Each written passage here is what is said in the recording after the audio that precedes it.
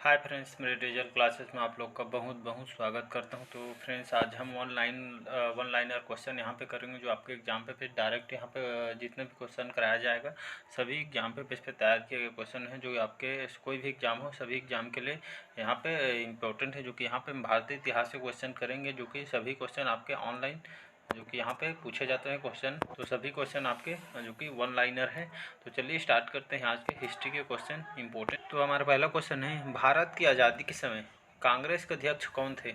Most important question थे, तो याद रखिए कि भारत की आज़ादी के समय कांग्रेस के जो अध्यक्ष कौन थे, तो जे.बी. कृपलानी जो कि हमारे भारत की आज़ादी के समय कांग्रेस के अध्यक्ष। मोस्ट इंपॉर्टेंट क्वेश्चन याद रखिएगा। इसके बाद देखते हैं, भारत और पाकिस्तान के बीच जो सीमांकन किया गया था उसका नाम क्या था। तो यहाँ पे भारत और पाकिस्तान के जो बीच सीमांकन जो किया गया था उसका नाम था सर आपके सिरिल रेडक्लिफ रेखा है। तो याद रखिए एग्जाम में पूछा जाता है भारत और पाकिस्तान के बीच जो रेखा खींची गई उससे क्या नाम पूछा जाता है। तो याद रखिए सर आपका रेडक्लिफ रेखा इसका नाम है। इसके बाद देखते हैं, अकबरनामा किसके द्वारा लिखी गई है। तो याद रखिएगा अकबरनामा आपके अबुल फजल द्वारा अकबरनामा लिखा गया है। अगला क्वेश्चन देखते हैं, शिवाजी का राज्याभिषेक कहाँ हुआ था। तो याद रखिएगा शिवाजी का राज्याभिषेक आपके रायगढ़ में हुआ था। इसके बाद देखते हैं, शिवाजी के प्रकाशन में पेशवा किसको कहा जाता था। तो प्रधानमंत्री को कहा जाता। तो शिवाजी के प्रशासन में पेशवा आपके प्रधानमंत्री को कहा जाता था। अगला क्वेश्चन देखते हैं, इंडियन लिबरल फेडरेशन की स्थापना किसने की थी। तो सुरेंद्रनाथ बनर्जी ने इंडियन लिबरल फेडरेशन की स्थापना इन्होंने किया था। तो इसका आपके सुरेंद्रनाथ बनर्जी इसका सही आंसर हो जाएगा। अगला क्वेश्चन देखते हैं, भारत में दास प्रथा को कब अवैध रूप से घोषित किया गया था। तो 1843 में भारत में जो दास प्रथा चल रही थी उसको अवैध रूप से घोषित किया था। याद रखिएगा डाटा को 1843 में से अवैध घोषित किया गया है। इसके बाद देखते हैं, भारत में अंग्रेजी शिक्षा किसके द्वारा लागू की गई थी। तो आपके लॉर्ड विलियम बेंटिक के द्वारा भारत में अंग्रेजी शिक्षा को लागू किया था। तो याद रखिएगा लॉर्ड विलियम बेंटिक द्वारा जो कि अंग्रेजी शिक्षा इन्होंने लागू की गई थी भारत में। तो इसका ऑप्शन याद रखिएगा। अगला क्वेश्चन देखते हैं, महाराष्ट्र का सुकरात किसे कहा जाता है। तो महादेव गोविंद रानाडे को जो कि महाराष्ट्र का सुकरात कहा जाता है। मोस्ट इंपॉर्टेंट क्वेश्चन है। अगला क्वेश्चन देखते हैं, अलीगढ़ मुस्लिम विश्वविद्यालय की स्थापना किसने की थी। तो सैयद अहमद खान ने अलीगढ़ मुस्लिम विश्वविद्यालय की इन्होंने स्थापना किया था। अगला क्वेश्चन हमारा, अखिल भारतीय हरिजन संघ के संस्थापक कौन थे। तो अखिल भारतीय हरिजन संघ के जो आपके संस्थापक आपके महात्मा गांधी जी थे। तो इसका महात्मा गांधी सही आंसर हो जाएगा। अगला क्वेश्चन देखते हैं, पानीपत से अक्सर क्वेश्चन पूछा जाता है। पानीपत की दूसरी लड़ाई किस वर्ष जो कि हुई थी। तो अकबर और हेमू के बीच हुई थी। तो याद रखिए पानीपत की जो दूसरी लड़ाई है अकबर और हेमू के बीच हुआ था। इसके बाद देखते हैं, भारत में प्रथम रेल लाइन का निर्माण कब हुआ था। तो 16 अप्रैल 1853 में मुंबई से थाने तक जो कि भारत में प्रथम रेल लाइन का निर्माण हुआ था। तो याद रखिएगा 16 अप्रैल 1853 में। अगला क्वेश्चन है, भारत में आधुनिक शिक्षा का जन्मदाता किसे कहा जाता है। तो चार्ल्स ग्रांट को भारत में आधुनिक शिक्षा का जन्मदाता कहा जाता है। अगला क्वेश्चन हमारा, हिंदू कॉलेज कोलकाता 1817 की स्थापना किसने की थी। तो राजा राम मोहन राय ने, डेविड हेयर एवं अलेक्जेंडर डफ ने हिंदू कॉलेज कोलकाता 1817 की इन्होंने स्थापना किया था। इसके बाद देखते हैं, आर्य समाज की स्थापना किसने की थी। तो स्वामी दयानंद सरस्वती ने जो कि आर्य समाज की इन्होंने स्थापना किया था। कई बार इसको एग्जाम में पूछा गया है। तो आर्य समाज की स्थापना स्वामी दयानंद सरस्वती जी ने की है। इसके बाद देखते हैं, रामकृष्ण परमहंस का मूल नाम क्या है। तो गंगाधर चट्टोपाध्याय जो कि रामकृष्ण परमहंस का मूल नाम है। तो ये एग्जाम में डायरेक्ट पूछ देता है, याद रखिएगा। तो आपका गंगाधर चट्टोपाध्याय आपके रामकृष्ण परमहंस का मूल नाम है। अगला क्वेश्चन देखते हैं, वेदों की और लौटो यह नारा किसने दिया था। स्वामी दयानंद सरस्वती द्वारा यह नारा दिया था कि वेदों को लौटो, यह नारा इन्होंने दिया था स्वामी दयानंद सरस्वती जी ने। ये अगला क्वेश्चन हमारा, महान संगीतज्ञ तानसेन किसके दरबार में रहते थे। तो याद रखिएगा महान जो संगीतज्ञ है तानसेन जो कि अकबर के दरबार पे रखते थे। अगला क्वेश्चन है, मुगल काल की राजभाषा कौन सी थी। तो याद रखिए एग्जाम में मोस्ट इंपोर्टेंट पूछा जाता है एग्जाम में। तो मुगल काल की जो राजभाषा कौन सी थी। तो उस समय फारसी थी। तो इसका सही आंसर फारसी हो जाएगा। अगला क्वेश्चन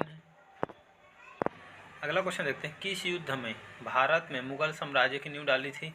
तो पानीपत का प्रथम युद्ध में जो कि भारत में मुगल साम्राज्य की नींव डाली थी, या मुगल जो साम्राज्य है जो कि इसकी स्थापना किया गया था पानीपत के प्रथम युद्ध में। किसने अकबर की जीवन कथा लिखी है? तो अबुल फजल ने, जो कि अकबर की जीवनी को लिखा है। अबुल फजल याद रखिएगा। गदर पार्टी के संस्थापक कौन थे? तो लाला हरदयाल, जो कि गदर पार्टी के संस्थापक हैं। अगला क्वेश्चन देखते हैं, किस नगर को सिराजे हिंद कहा जाता है? तो जौनपुर को जो कि सिराजे हिंद कहा जाता है। कोलकाता में सर्वोच्च न्यायालय की स्थापना कब हुई थी? तो 1774 में कोलकाता में सर्वोच्च न्यायालय की स्थापना हुआ था। याद रखिए 1774 में। अगला क्वेश्चन देखते हैं, 1857 ईस्वी के विद्रोह के समय भारत का गवर्नर जनरल कौन था? तो लॉर्ड कैनिंग, जो कि 1857 ईस्वी में भारत के जो प्रथम जो गवर्नर जनरल कौन थे? तो लॉर्ड कैनिंग थे। याद रखिएगा। अगला क्वेश्चन, हुमायूंनामा किसने लिखी थी? गुलबदम बेगम जी ने हुमायूंनामा इन्होंने लिखी थी। किस मुगल शासक को 2 बार राज्याभिषेक हुआ है? तो औरंगजेब, जो कि मुगल शासक थे, जो कि इनका 2 बार राज्याभिषेक किया गया है। तो याद रखिएगा। अगला क्वेश्चन देखते हैं, शेरशाह सूरी का मकबरा कहाँ स्थित है? तो याद रखिए शेरशाह सूरी के जो मकबरा कहाँ बना है? तो सासाराम में बना है। किस मुगल शासक को आलमगीर कहा जाता है? तो औरंगजेब को। याद रखिएगा, औरंगजेब को मुगल शासक को आलमगीर कहा जाता है। हल्दी घाटी का युद्ध कब लड़ा गया था? तो 18 जून 1576 में हल्दी घाटी का युद्ध लड़ा गया था। तो याद रखिएगा। अगला क्वेश्चन देखते हैं, पद्मावत पुस्तक की रचना किसने की थी? तो मलिक मोहम्मद जायसी जी ने पद्मावत पुस्तक की रचना इन्होंने की है। हुमायूं का मकबरा कहाँ स्थित है? तो याद रखिएगा, हुमायूं का जो मकबरा है दिल्ली में बना हुआ है, यहाँ पे स्थित है दिल्ली में। भारत में बीबी का मकबरा कहाँ स्थित है? तो याद रखिए औरंगाबाद में। भारत में जो बीबी का मकबरा है औरंगाबाद में बना हुआ है। अगला क्वेश्चन देखते हैं, आगरा की मोती मस्जिद किसने बनवाई है? तो शाहजहां ने, जो कि मोती मस्जिद का निर्माण इन्होंने करवाया था। मुमताज महल का असली नाम क्या है? तो अर्जुमंद बानो बेगम, जो कि यह आपके मुमताज महल का मेन नाम है, असली नाम है अर्जुमंद बानो बेगम। याद रखिएगा। अगला क्वेश्चन है, किस मुगल शासक ने अपनी आत्मकथा फारसी में लिखी है? इसका सही आंसर हो जाएगा जहांगीर ने। इस मुगल बादशाह ने अपनी आत्मकथा फारसी में लिखी है, जहांगीर ने। याद रखिएगा। अगला क्वेश्चन देखते हैं, दिल्ली की प्रसिद्ध जामा मस्जिद का निर्माण किसने कराया था? तो शाहजहां ने दिल्ली की प्रसिद्ध जो जामा मस्जिद का निर्माण इन्होंने कराया था। किस मुगल बादशाह को जिंदा पीर कहा जाता है? तो औरंगजेब को, जो कि आपके इस मुगल बादशाह को औरंगजेब को जिंदा पीर कहा जाता है। अगला क्वेश्चन हमारा, किस अकबर की कब्र को खोद कर उसकी हड्डियों को जलाया गया था? तो राजा राम जो जाट है, इनकी जो कब्र को खोद कर जो कि उनके हड्डियों को जलाया गया था। तो याद रखें, मोस्ट इंपोर्टेंट क्वेश्चन है राजा राम जाट ने। अगला क्वेश्चन देखते हैं, मराठा राज्य का दूसरा संस्थापक किसे कहा जाता है? तो बालाजी जो विश्वनाथ जी को मराठा राज्य का दूसरा संस्थापक कहा जाता है। अगला क्वेश्चन, शिवाजी के साम्राज्य की राजधानी कहाँ थी? तो शिवाजी के साम्राज्य की जो राजधानी रायगढ़ थी। दासबोध के रचनाकार कौन थे? तो समर्थ रामदास, जो कि दासबोध के रचनाकार हैं। अगला क्वेश्चन देखते हैं, शिवाजी का जन्म कहाँ हुआ था? तो याद रखिए शिवनेरी दुर्ग में शिवाजी का जन्म हुआ था। जन्म स्थली है शिवनेरी दुर्ग। शिवाजी के संस्थापक शिवाजी सर्वाधिक किससे प्रभावित हुए थे? तो जीजाबाई से, जो कि शिवाजी सर्वाधिक प्रभावित थे। पृथ्वीराज विजय का लेखक कौन है? तो जयानक, जो कि पृथ्वीराज विजय के लेखक हैं। अगला क्वेश्चन देखते हैं, प्रसिद्ध चेतक घोड़ा किसका घोड़ा था? तो महाराणा प्रताप का था। अगला क्वेश्चन, किस कंपनी ने सर्वप्रथम भारत में रेल सेवा प्रारंभ की थी? तो याद रखिए नाम को, ग्रेट इंडियन पेनिनसुलर रेलवे, जो कि इस कंपनी ने सर्वप्रथम भारत में रेल सेवा इन्होंने प्रारंभ किया था। भारत का प्रथम गवर्नर जनरल कौन था? तो लॉर्ड विलियम बेंटिक, जो कि भारत के प्रथम गवर्नर जनरल हैं। याद रखिएगा। अगला क्वेश्चन देखते हैं, किस सिख गुरु ने फारसी में जफरनामा लिखा था? तो गुरु गोविंद सिंह ने, जो कि आपके गुरु गोविंद सिंह ने, इस सिख गुरु ने फारसी में जफरनामा इन्होंने लिखा था। अगला क्वेश्चन है, आनंद मठ के लेखक कौन है? तो बंकिम चंद्र चटर्जी, जो कि आनंद मठ के लेखक हैं। अगला क्वेश्चन है, मोस्ट इंपोर्टेंट क्वेश्चन है, भूदान आंदोलन किसने प्रारंभ किया था? तो विनोबा भावे जी ने भू जो आंदोलन है इन्होंने प्रारंभ किया था, विनोबा भावे जी ने। अगला क्वेश्चन देखते हैं, भारत की संविधान सभा किसके अनुसार गठित की गई है? तो कैबिनेट मिशन की योजना के तहत भारत की संविधान सभा को इसके अनुसार गठित की गई है। प्रथम भारतीय नोबेल पुरस्कार विजेता कौन थे?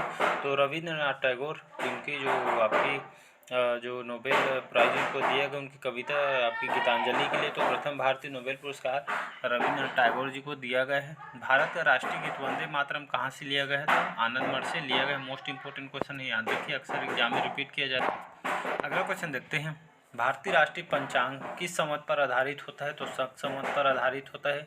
भारत में राष्ट्रीय ध्वज का डिजाइन किसने तैयार किया था? तो पिंगली वेंकैया जी ने भारत के राष्ट्रीय ध्वज का डिजाइन इन्होंने तैयार किया था।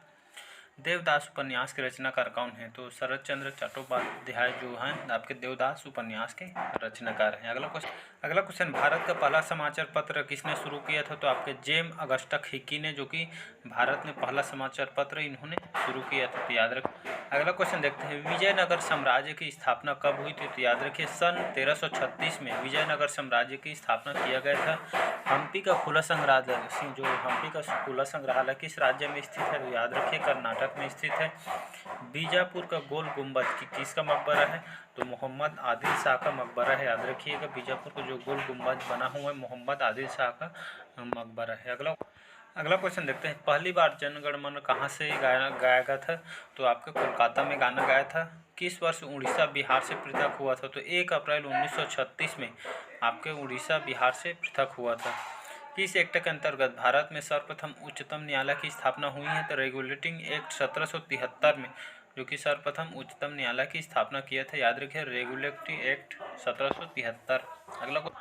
अगला क्वेश्चन है, स्वराज मेरा जन्म सिद्ध अधिकार है, यह किसने कहा था? तो यह कथन आपके बाल गंगाधर तिलक ने, कहा था। इन्होंने मेरा स्वराज मेरा जन्म सिद्ध अधिकार इन्होंने कहा था। भारत के राष्ट्रीय गान के रचयिता कौन है? तो रविंद्रनाथ टैगोर जी, जो कि भारत के राष्ट्रीय गान के रचयिता हैं। बंगाल विभाजन के समय वायसराय कौन थे? तो लॉर्ड कर्जन, जो कि बंगाल विभाजन के समय यहाँ के वायसराय थे, याद रखिएगा। अगला क्वेश्चन देखते हैं, भारत और अफगानिस्तान के मध्य विभाजन रेखा को क्या कहा जाता है? तो याद रखिएगा हुरन रेखा।